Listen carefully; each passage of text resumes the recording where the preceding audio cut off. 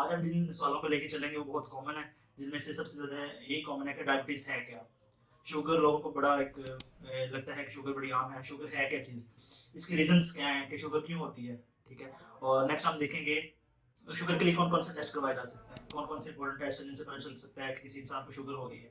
उसके अलावा आज हम जानेंगे कि शुगर होने की वजूहात क्या हैं, किन वजहों की वजह से शुगर हो जाती है, ठीक है? मेरा नाम डॉक्टर उमैर सादिक है, मैं as a general physician, general surgeon काम कर रहा हूँ और इसी वीडियो में सर को लेके चलेंगे शुगर और डायबिटीज़ को। नॉर्मली ये होता है कि जब कोई भी चीज़ हम खाते हैं तो वो हमारी सबसे पहले स्टमक में जाती है।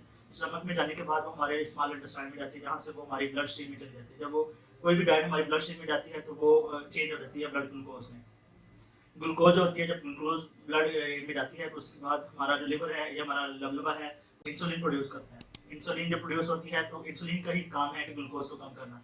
इंसुलिन ग्लूकोज को उठा के लिवर में, एडिपोज टिश्यूज में और स्केलेटल मसल्स में डिपॉजिट करती है, जिसकी वजह से ब्लड में ग्लूकोज कम हो जाता है।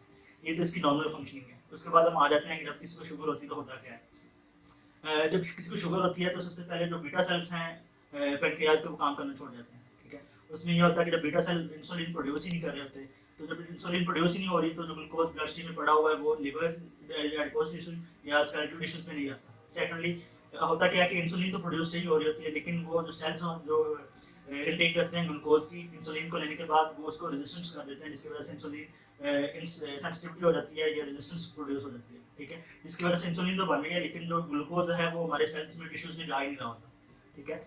ये तो इंसुलिन का बैकग्राउंड था। अब हम आ जाते हैं कि रीजंस क्या क्या हो सकते हैं जिसकी वजह से ग्लूकोज और डायबिटीज होती है। रीजंस में हम देख लेते हैं कि जो मेन रीजन है उसमें जेनेटिक्स है। अगर आपके पेरेंट्स, किसी को, माँ को, बाप को, दादा को, दादी को या नाना नानी में किसी को है तो मोस्ट लाइकली चांसेस हैं कि आपको डायबिटीज हो सकती है। जो नेक्स्ट रीजन के चांसेस हैं उनमें ये हो सकता है कि ओबेसिटी। ओबेसिटी जैसे कि आप देखते हैं कि बहुत सी बीमारियों के घर है, तो ओबेसिटी के साथ साथ जो होता है आपका मोटापा जो होता है वो काज कर सकता है शुगर को। उसके अलावा एक ऑटो इम्यून डिजीज भी है जो कि सेल्स को नहीं पता चलता और ऑटो इम्यून डिजीज के तौर पर ये होती है।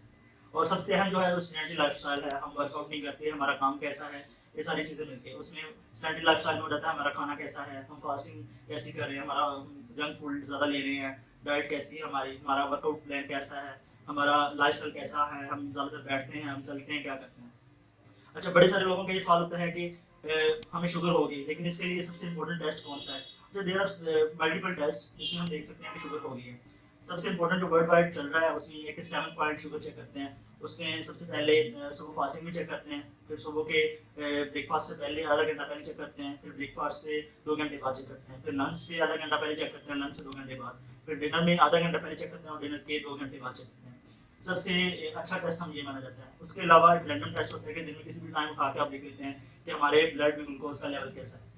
अच्छा, इसके अलावा एक और पाया जाता है कि जो सबसे आम लोगों को पता होता है 3 महीने वाला टेस्ट। अब ये क्या होता है, ये HbA1c टेस्ट होता है, जिससे जो हमारा पीछे गुजरे हुए 3 महीनों के जितना भी हमारा ब्लड का ग्लूकोज लेवल है उसको एक्यूमुलेट करता है और बताता है कि हमारे पिछले 3 महीनों में ब्लड का ग्लूकोज लेवल क्या है। उसका यही फायदा है कि वो परसेंटेज में आता है, उस हिसाब से हम देख लेते हैं कि 8% है या 7% है। जो नॉर्मली होता है 6.4% से नीचे प्री डायबिटीज होता है, 6.4 से लेकर 7.2 तक वो डायबिटीज होती है और उससे ऊपर ओवर डायबिटीज होती है, ठीक है? तो उसमें हम देख लेते हैं कि डायबिटीज का लेवल क्या चल रहा है, उस हिसाब से हम मेडिकेशन रिकमेंड करते हैं।